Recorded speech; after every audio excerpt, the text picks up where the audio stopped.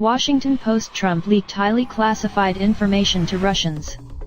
President Donald Trump shared highly classified information with the Russian foreign minister and Russian ambassador to the U.S. in a White House meeting last week, according to the Washington Post. The White House scrambled to respond to the report Monday night, issuing several statements before sending HR McMaster, Trump's national security advisor who participated in the meeting, out to speak with White House reporters. At no time were intelligence sources or methods discussed, and the president did not disclose any military operations that weren't already publicly known, he said. "I was in the room. It didn't happen." Secretary of State Rex Tillerson said in a statement earlier Monday that Trump discussed a broad range of subjects with Russian Foreign Minister Sergey Lavrov and Russian Ambassador to the US Sergey Kislyak. During President Trump's meeting with Foreign Minister Lavrov, a broad range of subjects were discussed, among which were common efforts and threats regarding counterterrorism. During that exchange, the nature of specific threats were discussed, but they did not discuss sources, methods, or military operations, Tillerson, who was in the meeting, said in a statement provided by White House Press Secretary Sean Spicer. Dina Powell, White House Deputy National Security Advisor for Strategy, who also attended the meeting, said, "This story is false. The president only discussed the common threats that both countries faced," in a statement provided by Spicer. According to the Post, Trump described details to Lavrov and Kislyak about how ISIS hopes to use laptop computers as bombs on planes. "I get great intel. I have people brief me on great intel every day," one official with knowledge told the Post, described Trump as saying, before the president reportedly relayed specific intelligence. CNN has yet to confirm the details of the Washington Post report. HR McMaster had told the Post that Trump and the Russian officials discussed common threats. The president and the foreign minister reviewed common threats from terrorist organizations to include threats to aviation, McMaster told the Washington Post. At no time were any intelligence sources or methods discussed, and no military operations were disclosed that were not already known publicly. Laptop threat. In April, CNN first reported that U.S. intelligence and law enforcement agencies believed that ISIS and other terrorist organizations had developed new ways to place explosives in laptops and other electronic devices to evade airport security screening methods. U.S. intelligence suggested that terrorists had obtained sophisticated airport security equipment that allowed them to test how to effectively conceal explosives in electronic devices, CNN reported at the time.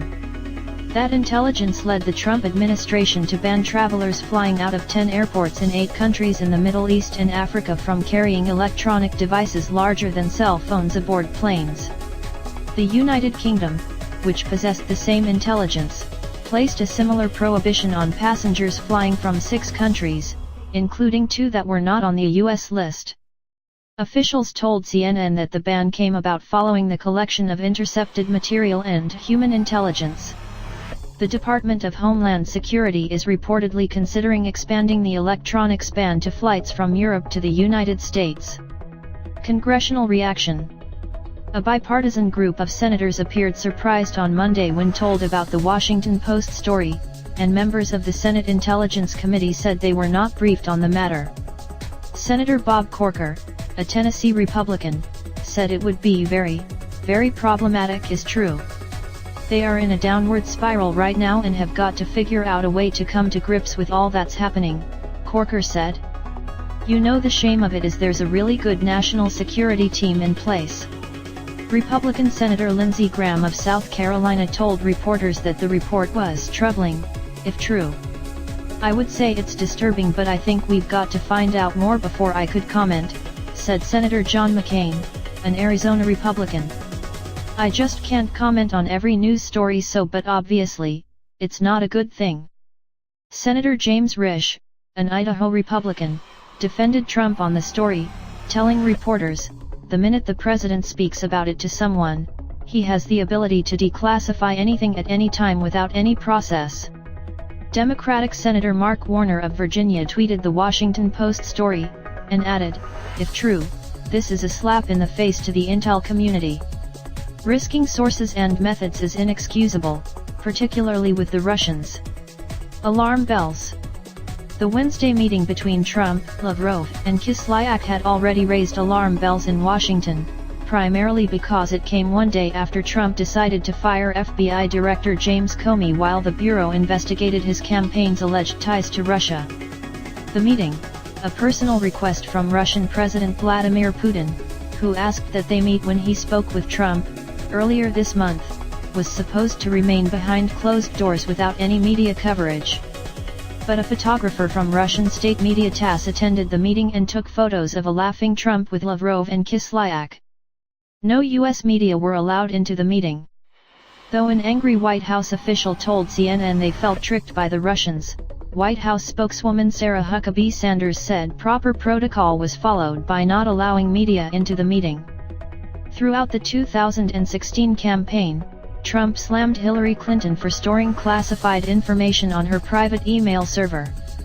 Crooked Hillary Clinton and her team were extremely careless in their handling of very sensitive, highly classified information, Trump tweeted in July.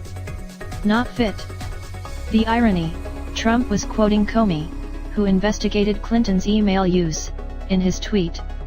Source, fox59.com.